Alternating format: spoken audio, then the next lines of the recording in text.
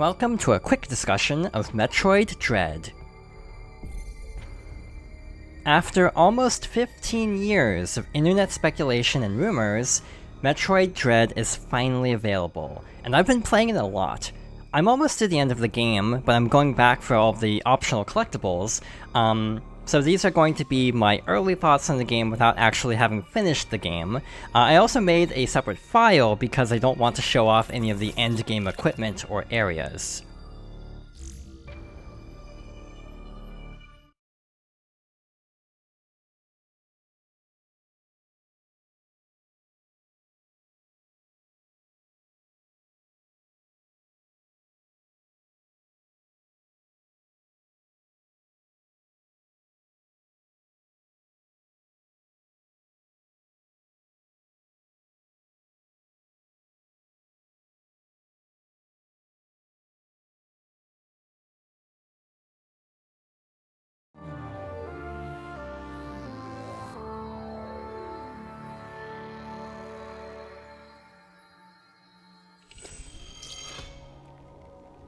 Metroid Dread was announced at E3 2021, and was one of the biggest announcements from that E3.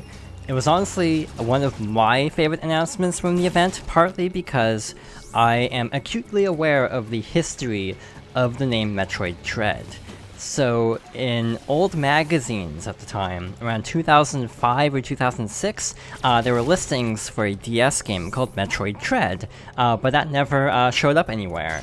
Even in Metroid Prime 3, there's an allusion to this, as there's a data log that mentions Project Dread or something like that, and said it was nearing completion. Apparently, Metroid Dread was indeed in development for the DS, and never was finished because they weren't satisfied with the end product because of hardware limitations.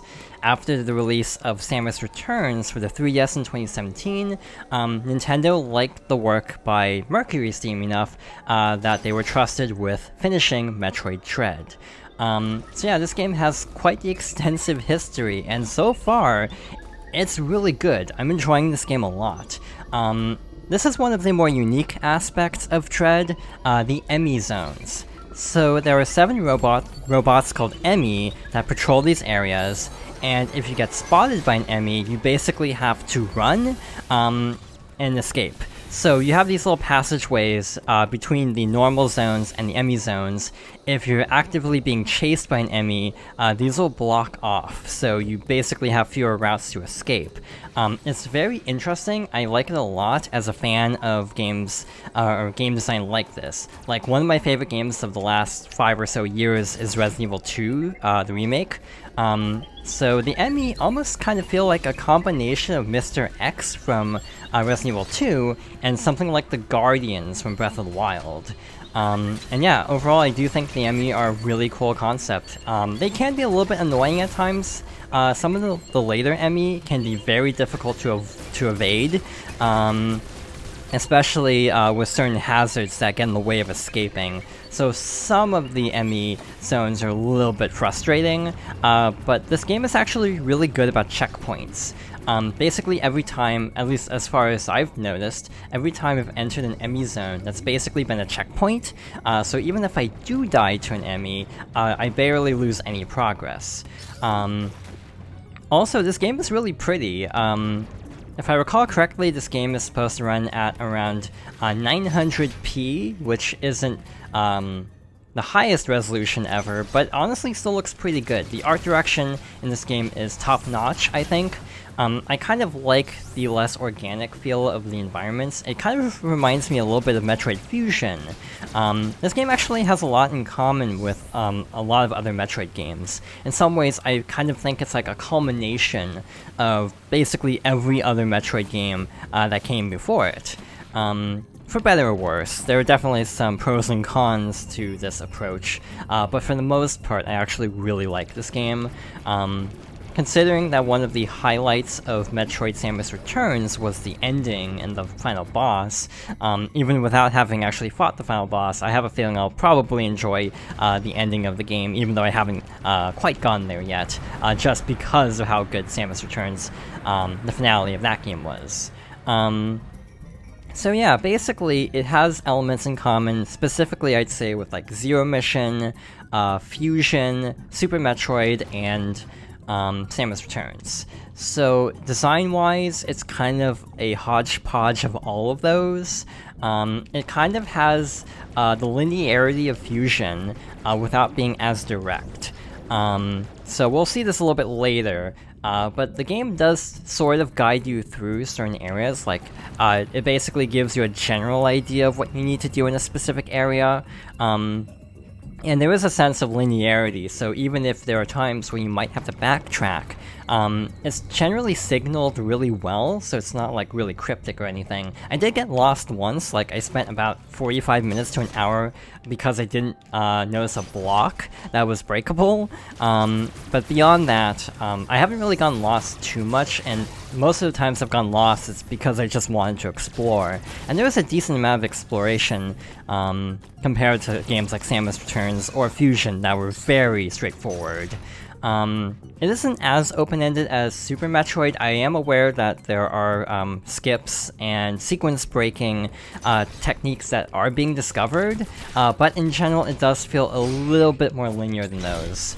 Another example of something drawn from Samus Returns is the melee counter, like that. The melee counter is honestly a lot better in this game, because you can actually use it while moving, like so. You can also use it in midair a lot more easily, and in general, it doesn't feel like it breaks up the pacing as much.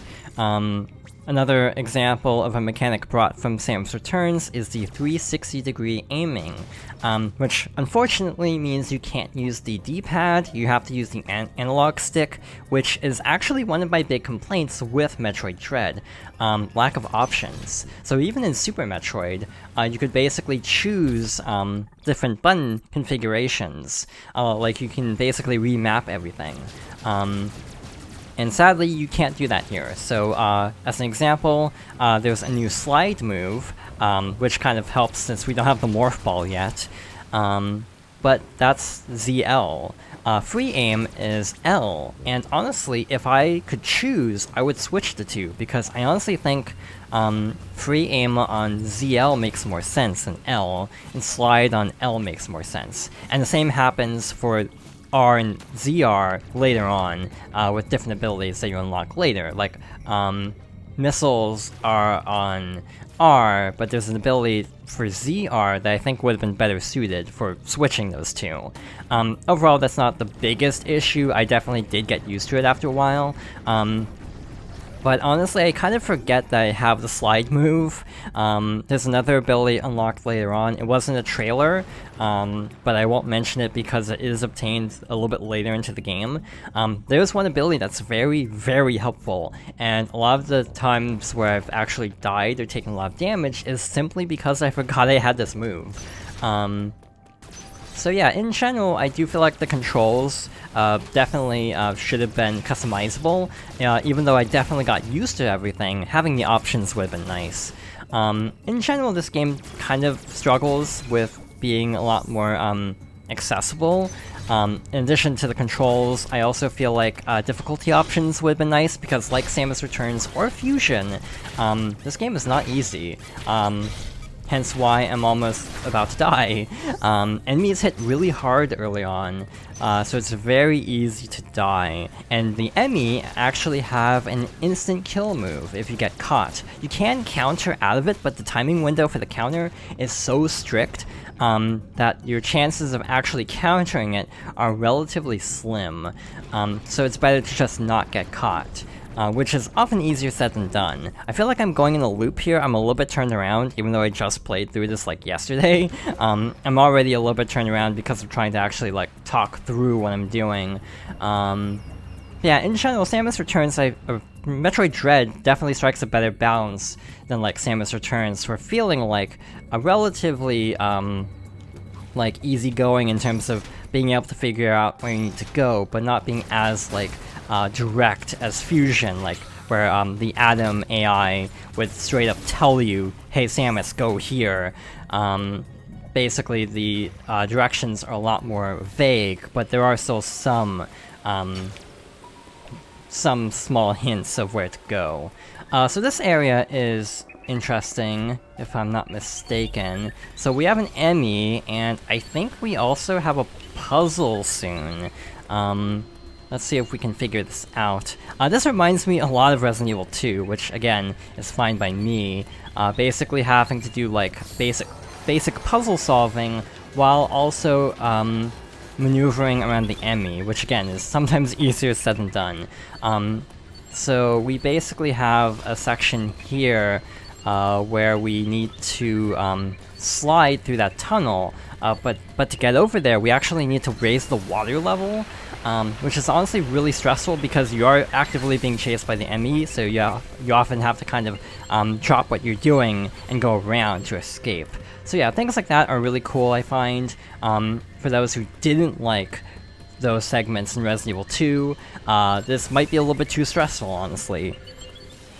So, the E.M.M.I can only be in the E.M.M.I zone, so thankfully, they're honestly not in the game as much as something like Mr. X, where they can basically go through the entire area, so that's nice. You basically know what you're getting into, because it is a dedicated zone for the E.M.M.I. So yeah, in general, this game has honestly been a lot of fun. I don't know if it's my personal game of the year, because there have been several really good games, and there are a few issues that I do have with it. Beyond the control options or lack thereof, I also feel like the overall damage scaling is too high, similar to Samus Returns. I definitely feel like a lot of enemies are very difficult to defeat, especially at first, when you have like no energy tanks. That's an icy area, so we can't go there yet, because following up on the plot of Fusion, Samus actually had to take a vaccine made of Metroid DNA, so she's now vulnerable to ice. So yeah, this is kind of like a culmination story-wise for the series as well, drawing elements from games like Zero Mission and Fusion, specifically Fusion and Samus Returns, I'd say. I kind of feel like it's a good blend, though, of storytelling while still leaving things atmospheric, kind of like, I would say almost like Zero Mission, but less direct than something like Fusion that has a lot more storytelling by comparison. So here's the Charge Beam. Again, this game has kind of an unusual item order. Getting the Charge Beam before we even have something like Morph Ball is kind of unusual. But I actually really like that, to be honest. I really like having an unorthodox item order, because it kind of shakes things up a bit. Not being able to get certain items when you think you'll get them. Like, you might think, oh, I'll probably get this soon, and then it's actually much later when you finally get that. It's actually kind of refreshing having a lot of variance, unlike other games where typically, like, you know, Morph Ball is one of the earliest power-ups you get. So yeah, in general, I do feel like an easy mode, like Zero Mission or even the Prime Trilogy, would have been appreciated, because that would have made it a little bit more accessible. Because as is, this is probably one of the toughest Metroid games. I don't know if it's the toughest Metroid game. I think Samus Returns is about on par, and Fusion might be slightly below. Like, I replayed basically every Metroid game before Dread released, so I would basically have an idea of how I would rank all of the games. And as much as I do like Fusion and Samus Returns, those games can definitely be a little bit brutal at times. I also feel like the E.M.M.I are a natural evolution of the concept of the SAX from Metroid Fusion, where the SAX was basically confined to one area primarily. Having multiple E.M.M.I zones in each area, definitely, or in most areas, definitely makes the sort of high-tension chase sequences a lot more frequent than just like the SAX appearing very infrequently in Fusion. And I do feel like the routing of levels also helps, as someone who just finished Fusion. Metroid Fusion definitely has certain areas where you basically have to avoid an enemy, and there's basically no room to maneuver, so it's just really frustrating more than anything. So yeah, this game honestly does the whole chase sequences a lot better than Fusion. I don't know if this is my favorite Metroid game yet, assuming the finale is on par with something like Samus Returns in terms of the final boss. This could be like top 3. I haven't really thought about my favorite Metroid game. I usually say Zero Mission because that was like my first 2D Metroid game. In terms of like the Prime games, I do like Prime 1 and 2, and 3, I actually like all of them, fairly equally for different reasons. But in general, in terms of 2D, it's a lot tougher for me to decide. I think we should have a cutscene through here.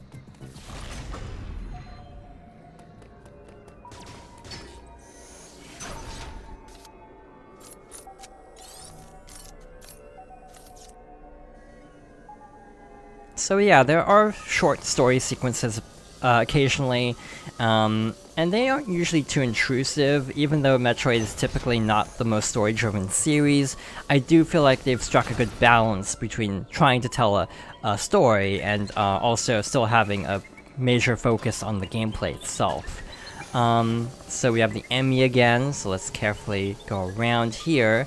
We can't go up there because we don't have the ability to get there. I want to say this area is in like the first trailer during E3.